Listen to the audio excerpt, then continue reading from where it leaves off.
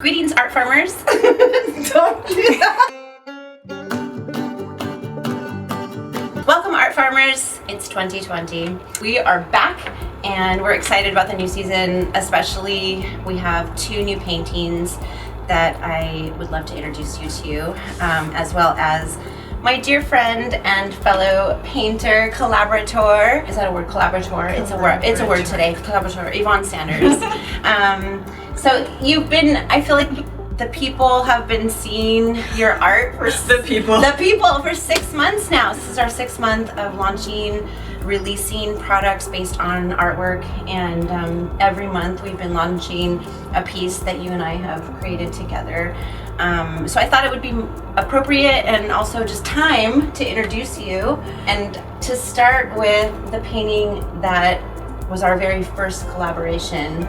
Behind us is the painting Twin Tarts in the Park. We had painted together but not on the same piece. We had been painting in the same studio, but we're both working on our own pieces. And do you remember how it started? Well, I had been doing some collaborative work with another paint troupe. That's right. And so we had this giant piece of wood, and we were like, well, what, do you want to paint together today? And you're like, yeah. And so I had brought a reference, and it was a girl with a big rose in her hair. So we thought, let's give it a try. Nice. So there we were with that big piece of wood. And it was laying flat. It was laying down. Yeah, laying flat. Uh-huh. And so we made a copy of the reference. So you took your copy, and we were like, where do we start? So we both started with the flower on opposite sides. Right. And then I remember you saying like you're like, want to switch bodies? And I was like, yeah. And so then I painted the body on your head. You painted the body on my head. We literally switched our sides. physical location. We switched. And it was so much, we had so much fun, and we were giggling and laughing, and just kind of felt like a circus, like we were just painting a fun little circus act. And the stories came alive. You and I were talking recently that a lot of our paintings are what we could do if we were inspired to get outside of our heads, and if we could really be free and surrender our fears and trust ourselves to have fun, be out there, be who we are. I feel like as we've grown through the years, we are those people. I feel like we are that now. Like, we sort of projected onto our paintings what we wanted to become, you know? Yeah. And I feel like I was reflecting on this painting today, and I thought, this is sort of the ups and downs of life. Friendship, you don't always love your friends all the time. You don't always love to paint all the time, but when you have a friend and you come together to paint, like, the story does come alive, Right. And it gets you out of your own personal art world. Fear literally blocks creativity, and that's what I was thinking about this morning. And when you're alone painting, you can paint alone, no problem. We both do it all the time. But there's that point where you get frustrated, or you don't know where to go, and you don't know what's going to happen next. And so usually that's when you step away, and you're either done for the day, or you might step away and come back later. But you have to change your energy. And so when we're together, we get to naturally change each other's energy, because as soon as I get kind of frustrated, like, she jumps in, and we just go back and forth, and it becomes this sort of like creative toggle, and it's so fun. Yeah, it's true. When you are, when you're working alone, you definitely reach areas where it becomes a little scary, and you kind of like, I don't want to mess it up. Exactly. Where do I go from here? And working collaboratively is kind of a beautiful reflection on friendship as well, because, when I'm taking over where you left off, I want to recognize the parts that you put effort into, and I can see the beautiful parts, and I know where I can insert myself and add my beauty. And I feel like that's a really nice friendship thing. Yeah. And so it's a great reflection on. And also you're right, because that kind of brings a trust too, because it's that I'm trusting that you're only gonna make it better. Exactly. Just like our friendship. Exactly. Like, I'm trusting, that you're only gonna you're gonna improve on what I already put down, and vice versa. And that is what makes it, really exciting. You know, when you're with your best friend or with someone who gets you, it could be your mom, your sister, someone in your family, someone who really understands you, how your story in life changes and your energy around your stories change when you're with people that you love. And when you're talking or working with people who really get you, and you don't have to explain yourself, they just get you, so you get that flow.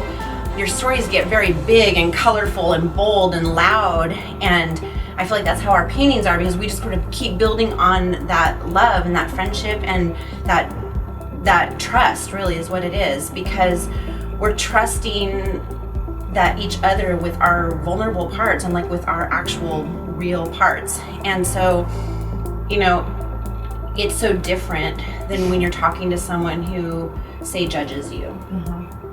And your stories get very small and they shut down and they're dark and they're not very colorful. And, you know, it's just a reminder that fear blocks creativity, because we are not afraid to be big and bold and crazy. And you know, you're right, like years ago we would never, I don't know, I feel like this is different than we were years ago when we were making Twin Tarts in the park. That was so far from our personality. Like that was crazy. It seemed crazy. We were like, ooh, racy. Yeah, exactly. We're like, oh, look at these girls. Look at these girls coming in. Exactly. I think that it's just been such a fun process. Talking about processes, we have opposite style of process. How we approach the plate, as they say. Yvonne works light to dark, and I work dark to light. So she works a lot like a watercolorist, if anyone knows the fundamentals of painting. So she does subtle layers and building up of these really soft layers. And I go all in. I go in bold and bright, and I lighten as I come to the surface, and she darkens as she comes to the surface. And it's really interesting though, because at the end we arrive at kind of the same place. And I've always found that really fascinating. So this painting, we did the faces first. We did the faces. So now, knowing that, if you look at the faces, you can see who did what. You can guess. Right. So I'm not going to tell you. Right. Have fun with that. But then we got more creative, or I don't know if you want to call it more creative, but we got more intentionally directive with our collaborations, where like with the Queen, which we launched in December, we split that face down the center and one of us worked one side and one of us worked the other side. And you really can't, knowing that we have such opposite ways of working, but how light and airy that painting ended up.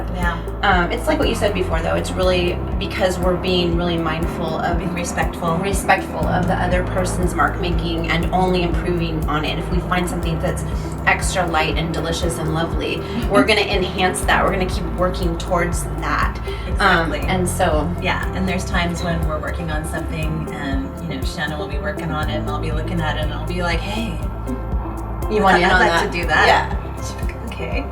So we'll switch. So it's kind of, but it's natural. Where you're like, I'm kind of feeling over this. Well, like opposite, like you know, the Freedom collection. You know, we were doing that one. I just remember you being like, I can't work into this hair any longer, and I'm like, I can't be in this red shirt 1 second longer. And so we just like were able to switch right at that moment of being frustrated. And I just think when you can have, it's like passing the baton to a friend right at that moment when you have creative frustration, you are moving mountains. Like that's why we've painted so much. Because, and I not just painted so much, but have created an end piece so much, you know, finished the process. And I think because being able to work through that frustration so much faster as a team. And it's totally rewarding to actually finish, because I know you and I both have so much unfinished work that it's embarrassing. But at the same time, you know, it's a great working process too. I know a lot of the paintings we felt maybe were unfinished, and then looking at them a couple of years later, we're like, well, what else would we do to them? They're finished. Because that's a hard thing to call too. It's so important to remember that we can do awesome things alone. We really can. We are awesome humans are awesome. But together, it's so much more fun. The greatest part about it is that it didn't ever seem like work or labor. I mean, well, some of those paintings that were forever and ever, some of them have lots of hours. Some of them killed us. They almost killed us. But they didn't. And I just think that it's so cool. It's really cool to like have someone to play with. Me too. That's what it is. And I can play with you. We hope this painting resonates with you, and it's for all of you who know that you are bigger than what's in your head.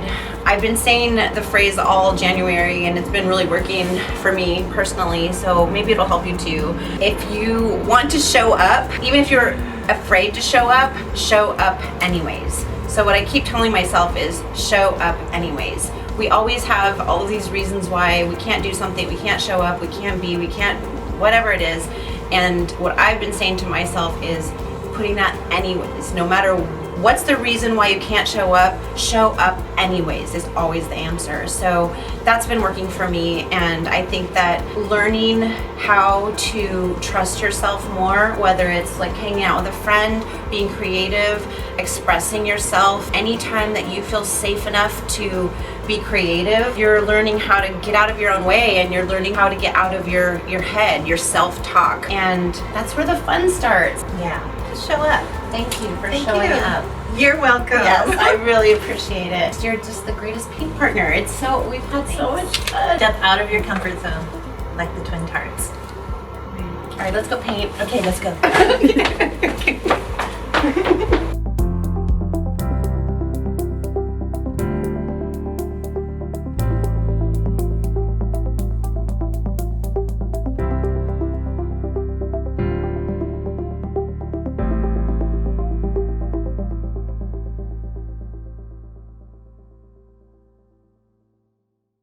The next painting I wanted to introduce you to is War Baby, and it's part of the Meet the Artist collection, and it's one of my most favorite paintings. I painted it many years ago, I want to say 15 years ago perhaps, and it has an interesting story, and I wanted to share it with you. War Baby was kind of born out of control. When I started, I didn't mean to start it. As an artist, sometimes we put ourselves through unrealistic goals, or I don't know, we think that we're supposed to paint something to be an artist, or certain art appeals more than other art. Certain art is more valuable than other art. The biggest reaction, or the most common reaction I hear is like, what were you thinking?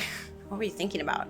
What's funny is I was thinking about a very intense cloud study, and I prepped my canvas. It's on an unprimed canvas, but I actually sewed around the edges.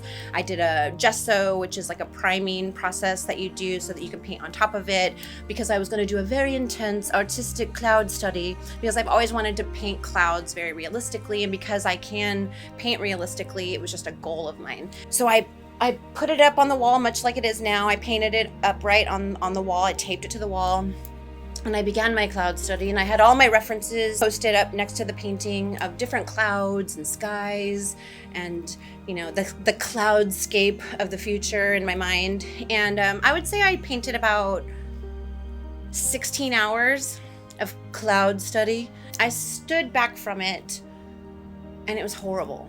It looked terrible. And not terrible like I'm just learning clouds, so it like looks terrible. It looked terrible because I was forcing it. And it looked terrible because I was controlling it. And any of you who make art or have a creative bone in your body, you know that you can't force it. So that's when War Baby was born. I literally just started attacking that canvas. I forget that cloud study. I just came at it and I just started going crazy. And I stood back again, and War Baby was there. And one of my favorite teachers from college told me his favorite art was when the next day he wakes up and he looks at it and he can't believe he painted it. It literally blows his own mind because he has no recollection or memory painting it. That's how I feel about War Baby. I had been so intentional about this cloud, and I had been so fighting the process that when I finally just let it all go, War Baby came out. So I didn't put much forethought into painting War Baby. Some art is like that. Some art you do intense studies. And some art even like the cloud study. I've done many successful not cloud studies, but many successful deep studied paintings where you do lots of references and you do pre-sketches and you sketch out what you're gonna do and you conceptualize and you do all of these things.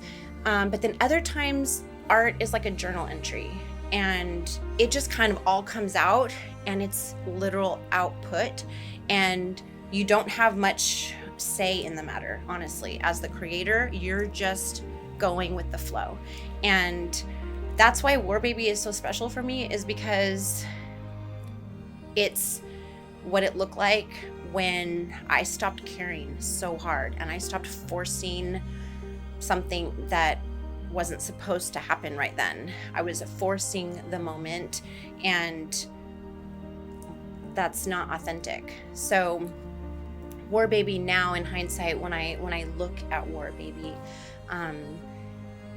it speaks to our worth. We as artists, we're always thinking about the value of our artwork and the value of what we're creating, and we try to create for what we think people will like, or what will people buy, or what we're creating for a certain end goal. And War Baby reminds me to push past that. And we live in this kind of valueless society where things don't matter that much and people don't matter that much, and even how we value ourselves, we don't matter that much. And we have this ongoing self-talk, and it's not good enough, or people aren't gonna like it, or this isn't what people want to see, because who wants to ever see a war baby? I mean, war is no place for a baby. And it started to get me thinking about how we're really small, and we are like babies, because babies actually don't know their limitations. They just keep pushing through. And if you notice War Baby underneath his little sleeper, I mean, he's crawling on glass, and I've had glass in my knees before, and it's painful. And to me, I always remember that War Baby is actually just crawling through that glass. War Baby's not just posted up in the pain, sitting there. War Baby's going through the pain.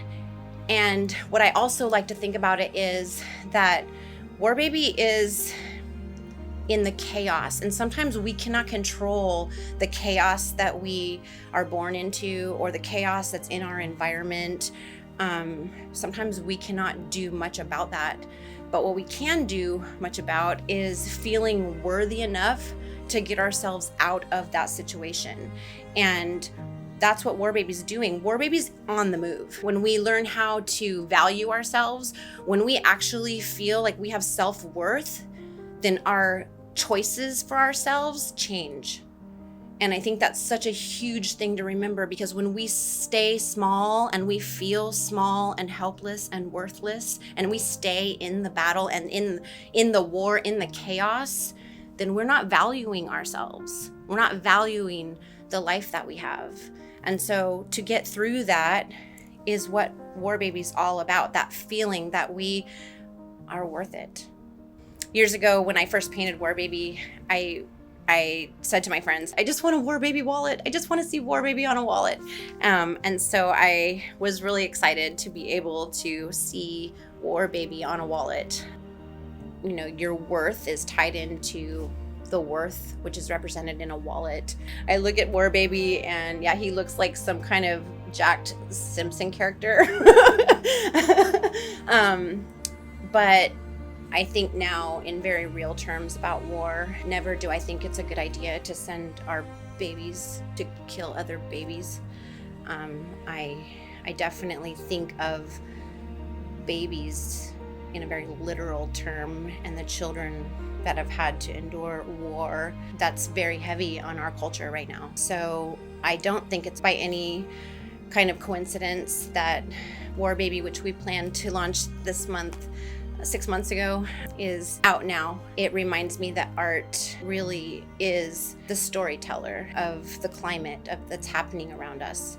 And it's up to the artists, and it's up to the warbirds and the peace lovers and the hippie dudes to come out of the woodwork and get our souls and get our babies and get everybody out to safety, to that better life. I really hope that War Baby resonates with you, and that you can find some peace in knowing that you have worth. We love hearing all of your stories, and keeping the stories of art alive is so important, and having people see each other and their worth. Ciao for now.